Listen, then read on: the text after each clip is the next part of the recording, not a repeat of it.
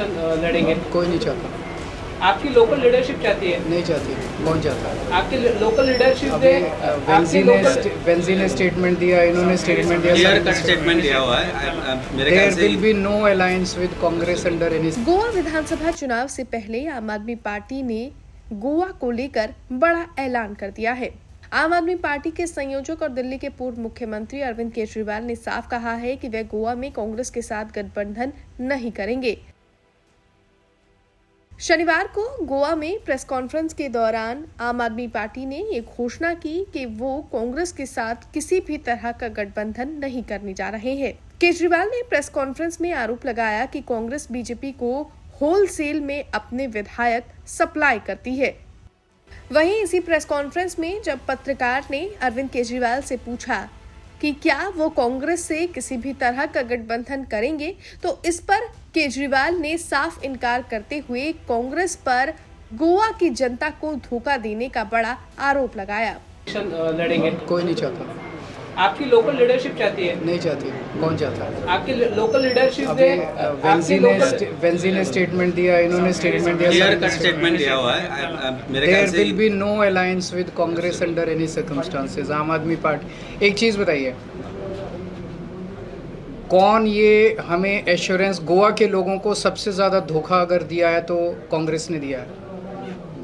क्या कोई एश्योरेंस दे सकता है कि अब 2017 से 2019 के बीच में 13 कांग्रेस के एमएलए बीजेपी में चले गए, 2022 में 10 कांग्रेस के एमएलए बीजेपी में चले गए। क्या एश्योरेंस दे सकते हैं कि कांग्रेस जो है जीतने के बाद उनका एमएलए बीजेपी में नहीं जाएगा? तो बेसिकली तो कांग्रेस जो है वो होलसेल सप्लाई करती है एमएलएज का बीजेपी को। हम बीजेपी की सरकार बनाने में मदद करने का हिस्सा नहीं बन सकते। तो कांग्रेस के साथ किसी किस्म का कोई गठबंधन नहीं होगा।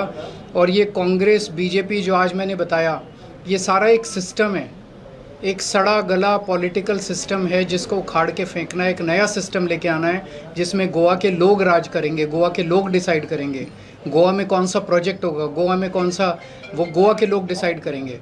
गोवा के रिसोर्सेज के ऊपर गोवा के लोगों का अधिकार होना चाहिए, ना कि 13-14 फैमिलीज़ का। आज गोवा के ऊपर 13 या 14 फैमिलीज़ का पूरा कब्जा हुआ पड़ा है। गोवा के सारे रिसोर्सेज के ऊपर उनका कब्जा है, सारी लैंड के ऊपर उनका कब्जा है, जितने सरकारी ठेके होते हैं उनके ऊपर उनका कब्जा है। इसको बंद करना पड़ेगा।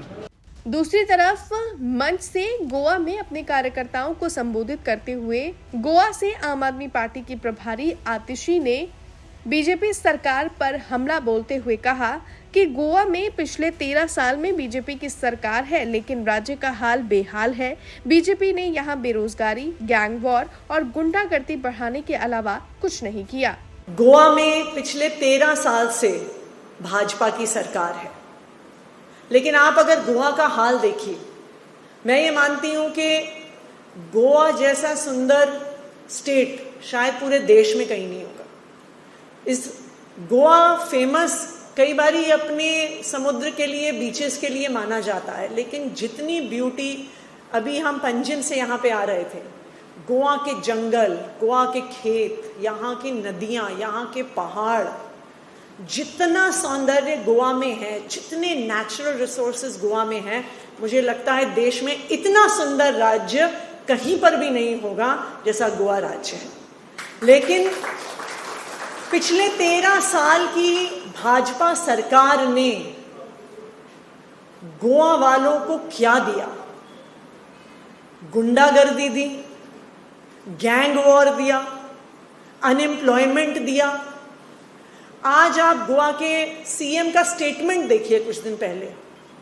आप बीजेपी की सरकार में यहाँ के यूथ को 13 साल में नौकरी नहीं दे पाए, और आज आपको शर्म नहीं आती है ये कहने में कि यूथ के पास नौकरी नहीं है क्योंकि वो काम करना नहीं चाहता।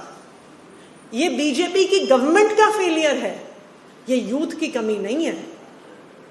आज न्यूज़पेपर में आता है कि कहीं पे गैंग वॉर हो गई, अगले दिन हेडलाइन आती है कि किसी महिला के साथ मिसबिहेवियर हो गया, बिट्स पिलानी में ड्रग से स्टूडेंट्स की डेथ हो गई।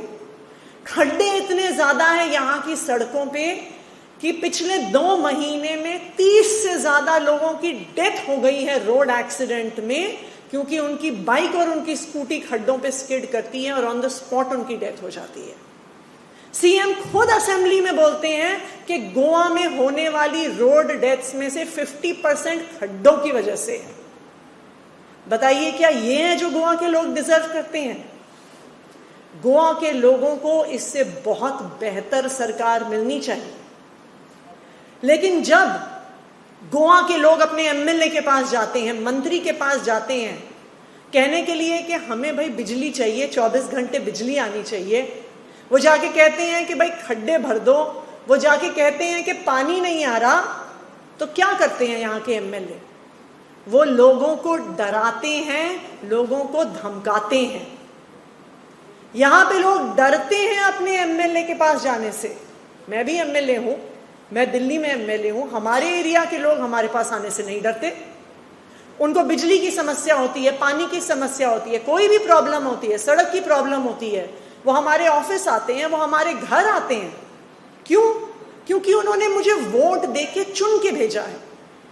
लेकिन गोवा के लोग अपने एमएलए के पास जाने से डरते हैं।